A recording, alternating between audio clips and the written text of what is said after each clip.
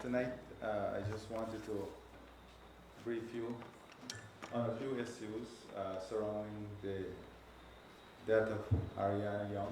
I ask that we as a people and as a country continue to lift this family up in prayers, continue to show our love and demonstrate our love in prayers with this family, as I would continue to do.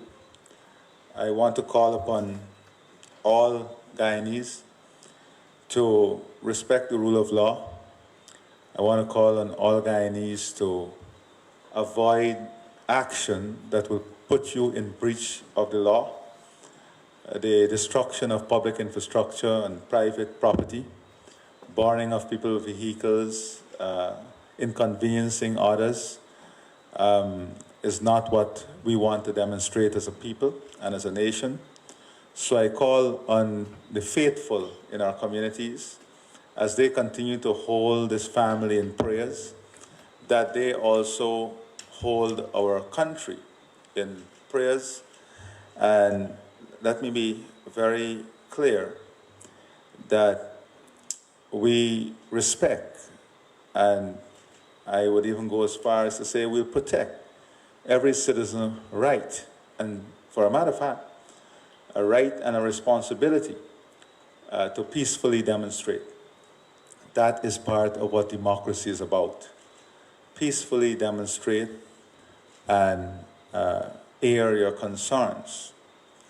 But in those rights and responsibilities, if persons breach the law, there must be consequences, and there will be consequences. The police have reported, just before I came in here, a number of fires on roadways that are blocked in different regions, destruction of many property, private property, the looting of businesses. I was just sent a number of footages of businesses, restaurants, supermarkets that were looted. Unfortunately, the peaceful protest was hijacked for political and selfish motive.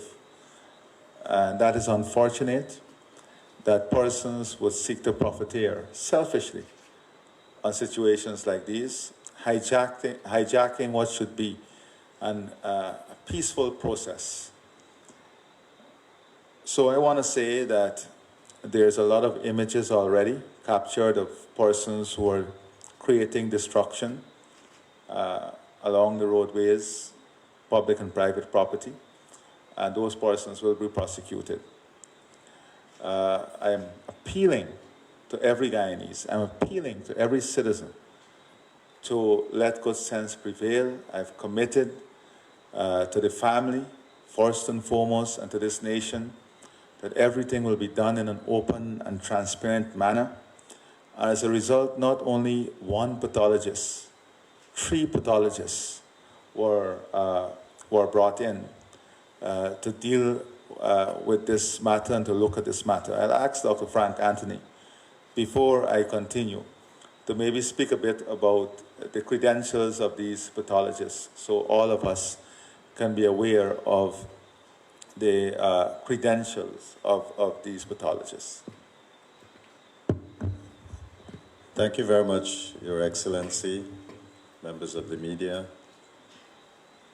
I think, first of all, I too would like to join with His Excellency to express my deepest condolences to the family, and also to ask our general public for good sense to prevail.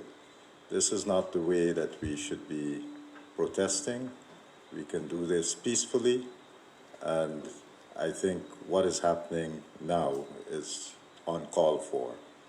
In terms of the CVs of the 3 eminent pathologists that came here, we have, first of all, Dr. Glenn Runner, who came from Mount Sinai. He's a professor at Mount Sinai.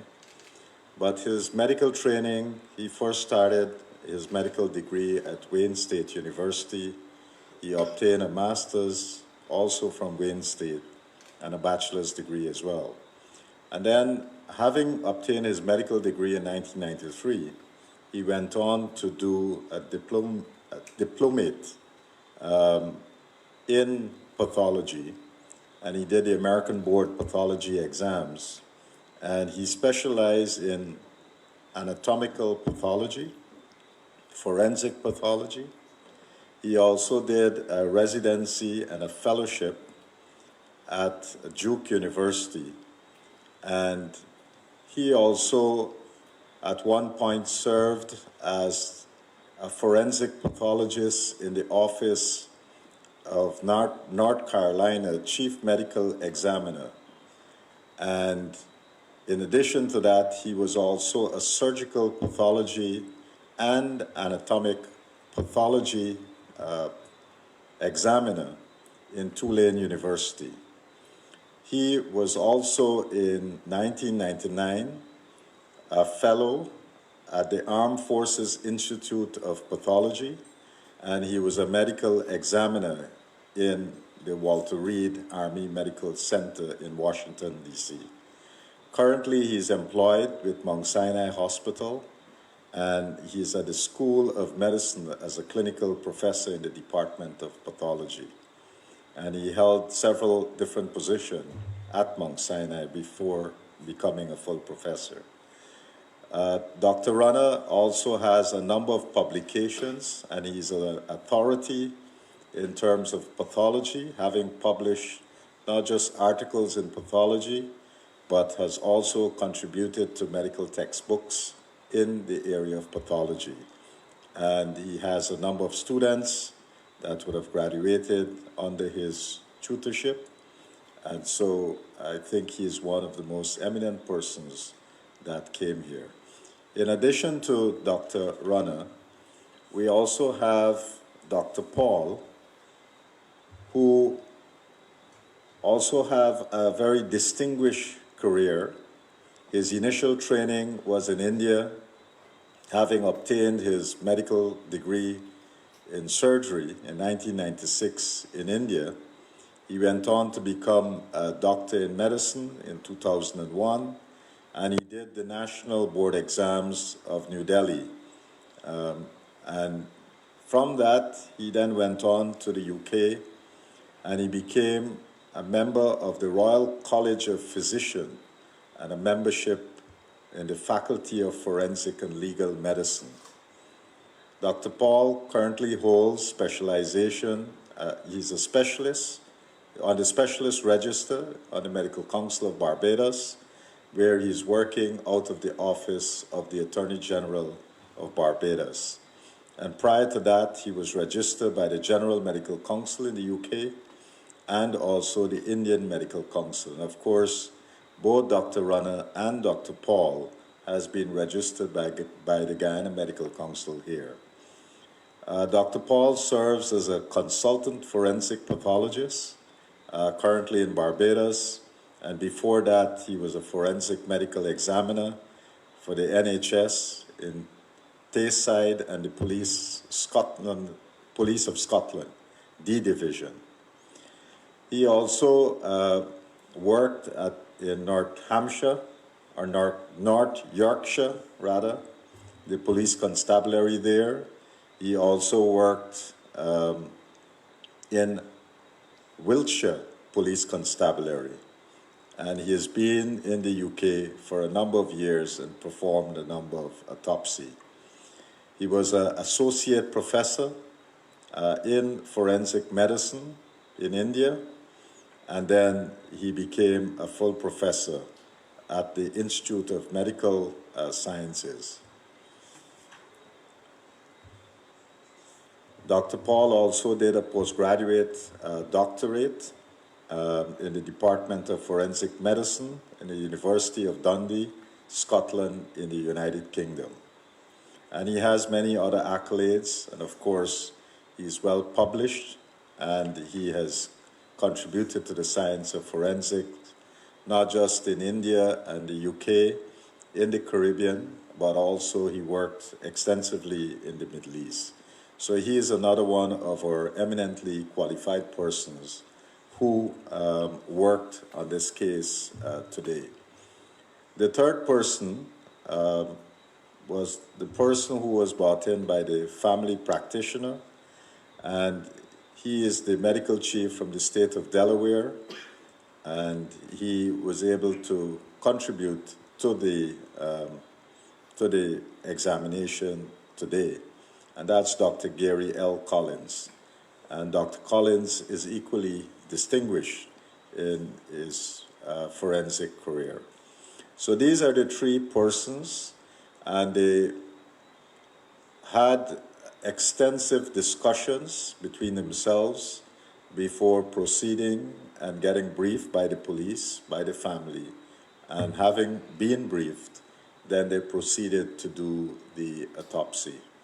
And as you would all know, that autopsy took many hours, and that is because they were very, very thorough in the process that they embarked upon.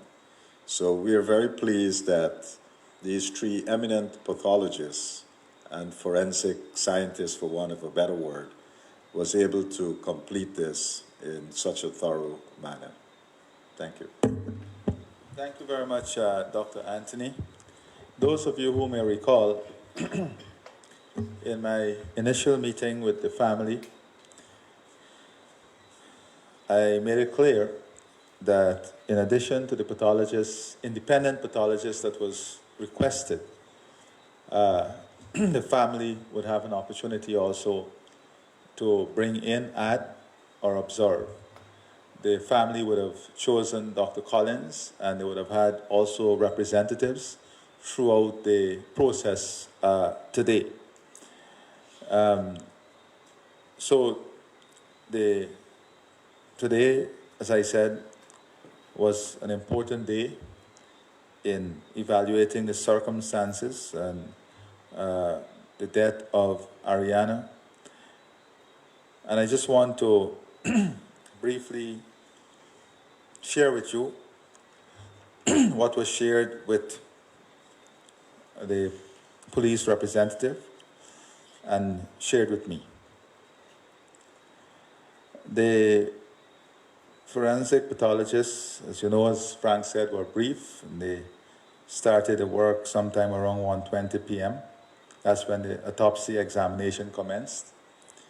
And the objectives of the examination were to identify signs of trauma or injuries to the body, detect signs of sexual violence, collect appropriate forensic samples, document the post-mortem examination through photographs and videography, determine the cause of death. Upon completing the procedure, the forensic pathologists rule out signs of physical and sexual trauma on Ms. Young's body. After careful deliberation, the team concluded that Ms. Young died as a result of drowning. Ms. Young's relatives were briefed following the examination and informed of the medical cause of death. Due to the state of the decomposition of Ms. Young's body, the pathologists were unable to provide an exact time of death.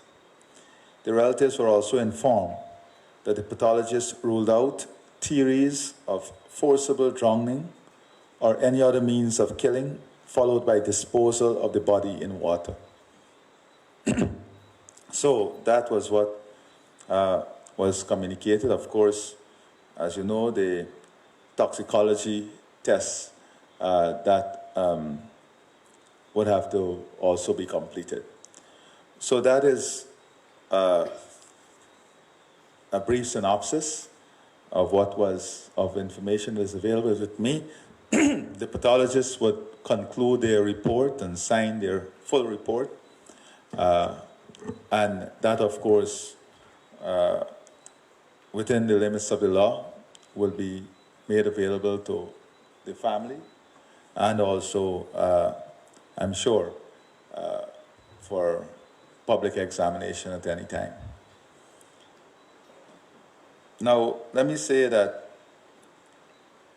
outside of this, it is very clear to me as president that this entire the events surrounding this entire sad situation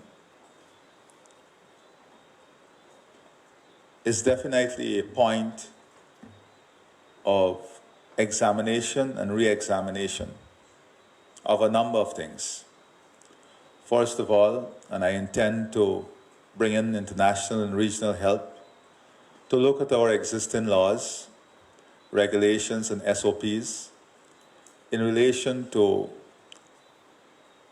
policing work, in relation to laws governing missing persons. And when I say laws, I'm not only speaking about laws covering the police and police operation, SOPs covering the police and police operation, or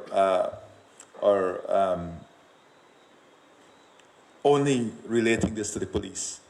We also have to look at laws, SOPs, rules, regulations covering public places in relation to security arrangements, in relation to security cameras, in relation to, in cases of public pool safety, all of these things.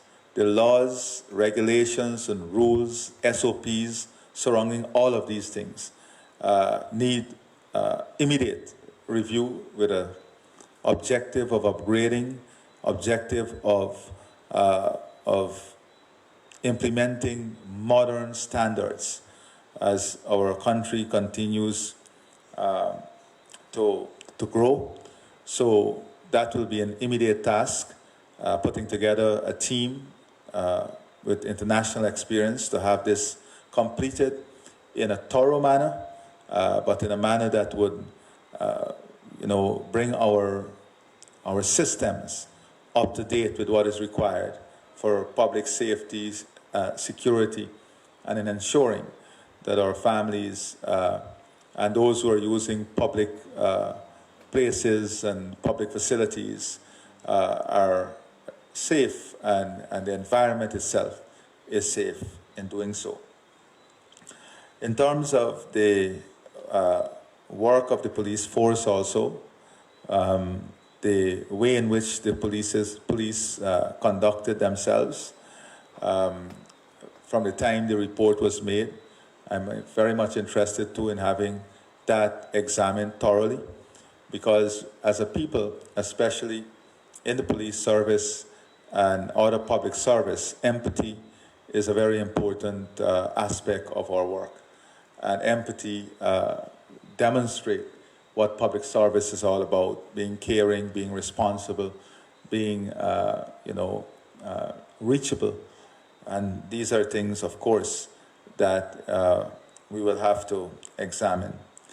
Also is our police public communication and media engagement strategy.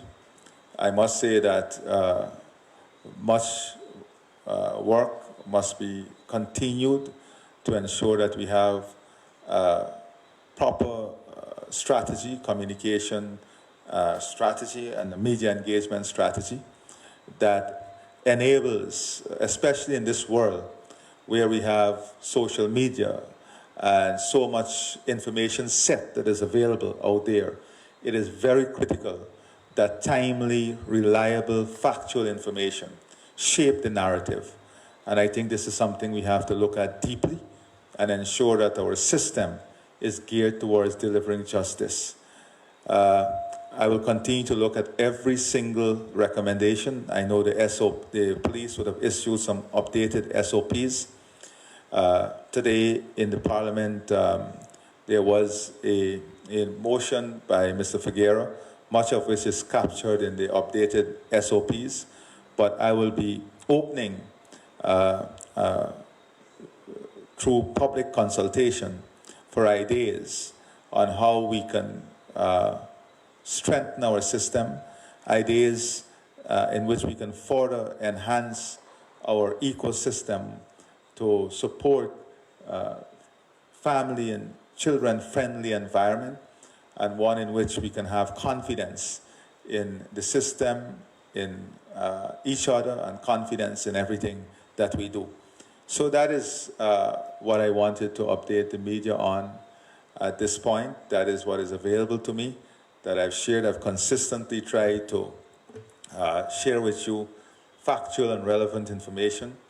I use this opportunity once again to call upon all our brothers and sisters out there to please desist from anything unlawful, and I ask you to remain calm. To the Father, I understand your emotional frame.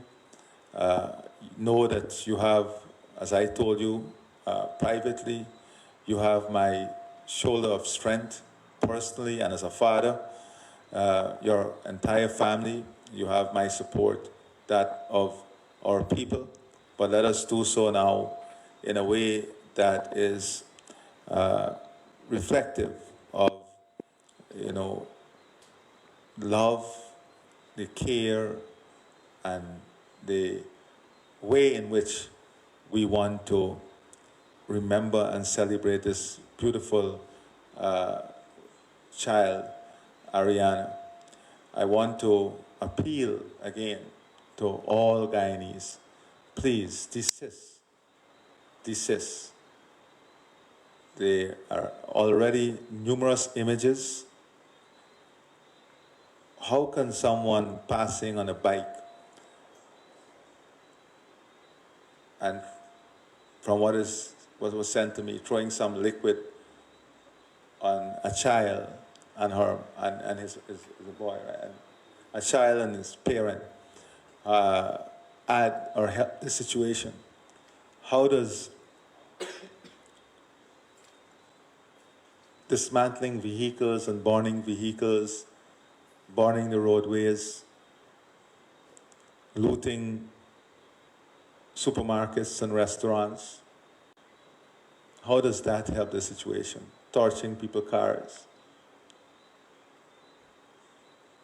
And those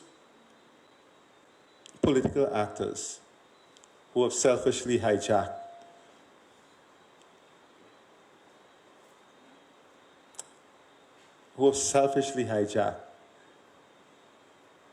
this sad situation,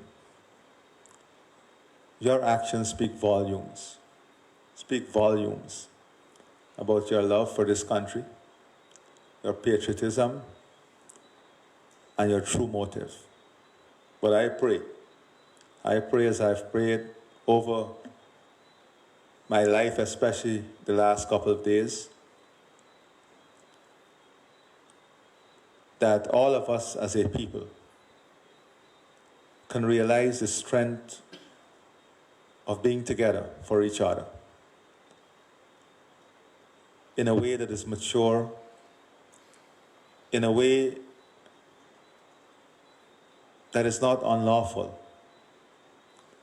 Adrianna taught us that we have the ability to come together as a people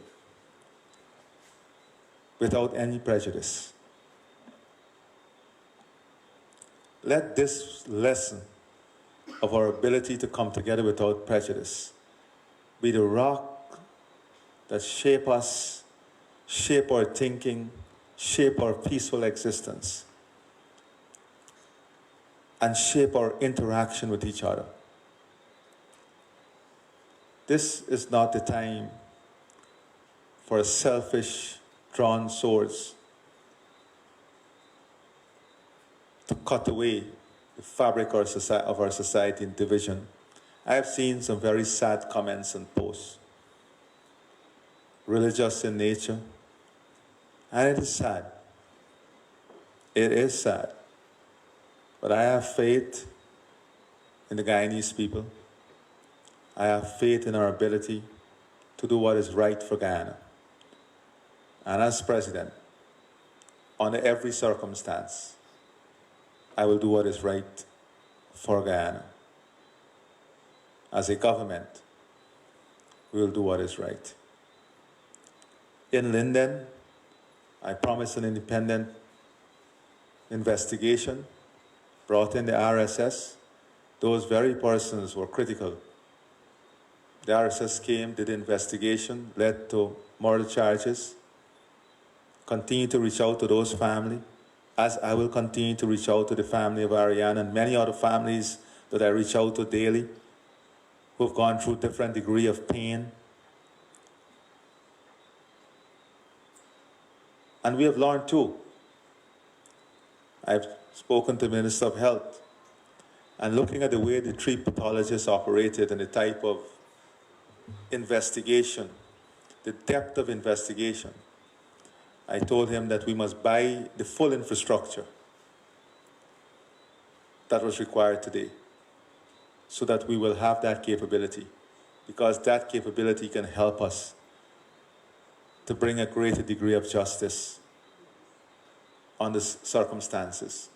So there has been a lot of learning throughout this process. And as your president, I can humbly say before you, I have learned. Because my job is one that is dictated by my ability to continuously learn and unlearn, to relearn. Because all of us must build in our own self and capacity that ability. I close by appealing once again to all Guyanese to do what is right, to those who are doing what is wrong, unlawfully, to stop. To stop. You will be prosecuted. Stop now. May God blessings be with all of us as a people and as a country. As you know, I have a lot of national duties to attend to at the moment. So I'll open the floor for a few questions. And I want to thank the media, especially the responsible media.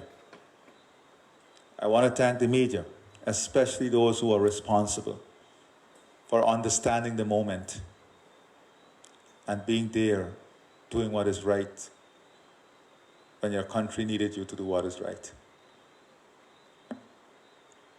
We must all have the same degree of passion for justice.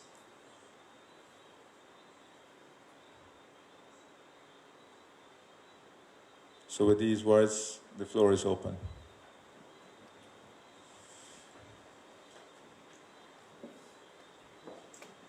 There being no question. Oh, Marcel, sorry. Please. Marcel Thomas from the Starbuck News. Sir, how do you respond to calls for resignation of the Commissioner of Police? You're asking his resignation. In light of all that has transpired, the chaos, keeping order, control, having no press conference, etc. And my second question is, it deals with the erroneous press release issued by the police. Have you found out the circumstances surrounding that release? Was anyone held accountable? Will anyone be held accountable? And is there going to be an overall inquiry into the actions of the police? Yeah.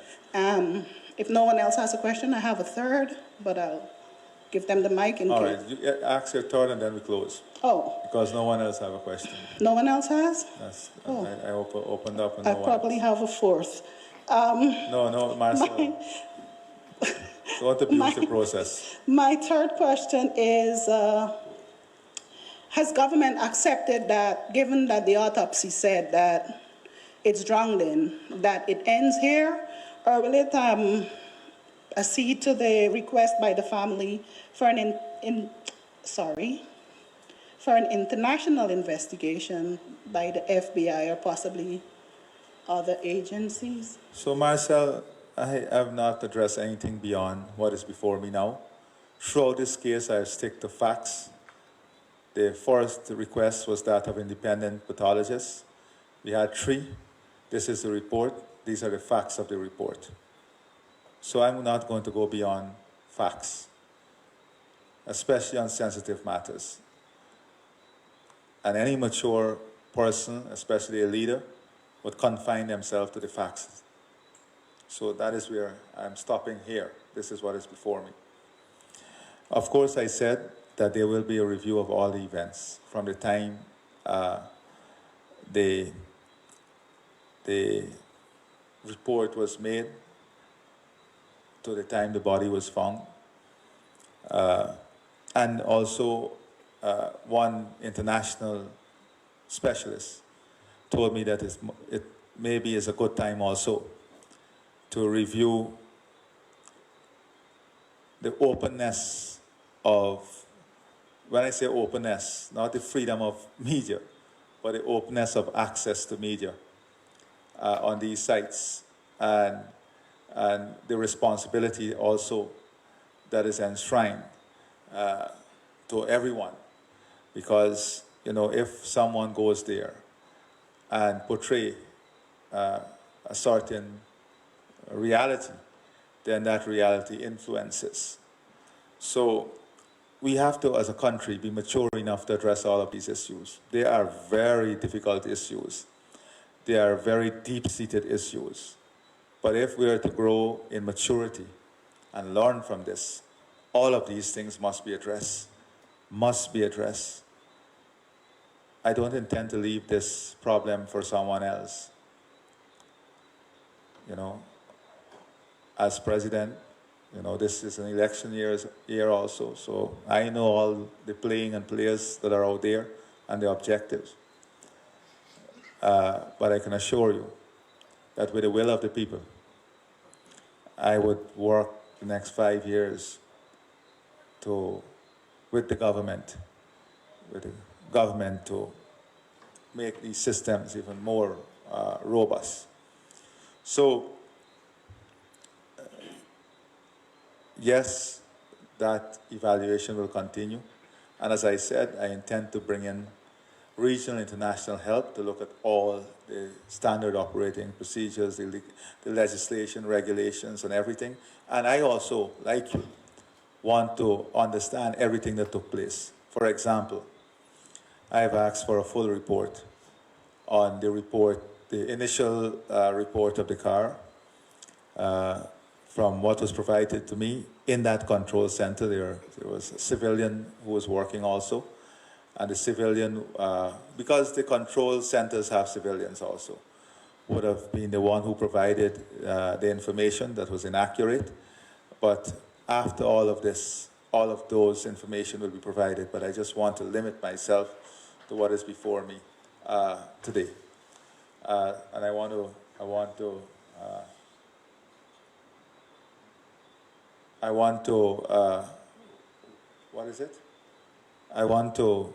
ask that as a people, we together reflect on Adrianna's life, that together we reflect on Adrianna's family, that together we hold Adrianna and her family up in prayers, that we all continue to do this for Adrianna and her family. And I want to assure the public that Adrianna's death has brought a point of reflection also on how we can strengthen, improve the systems. And it also demonstrates to us as a people that we have the ability to be peaceful and to come together. And to come together in times of difficult circumstances. In respect of Adrianna's life, let this bright young star show us that we have the ability to come together in a way that brings us closer to each other, in a way that supports each other, and not destroy each other, and not destroy our infrastructure, and not destroy property, and not destroy families, and not destroy our economy, and not destroy our communities. To those who are participating in these illegalities, I urge you to stop now. All the images, the videos, the photos will be used for prosecution. Adrianna's life cannot be one of disunity. Adrianna's life has demonstrated to us what unity is. Adrianna's life has demonstrated to us what coming together is, what loving each other is.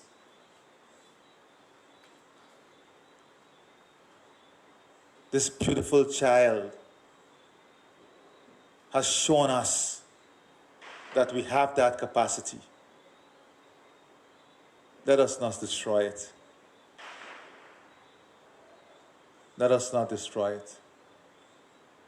I pray that we continue to be blessed, that our families continue to be strengthened in faith, in hope, in patience, in love, and together we continue to build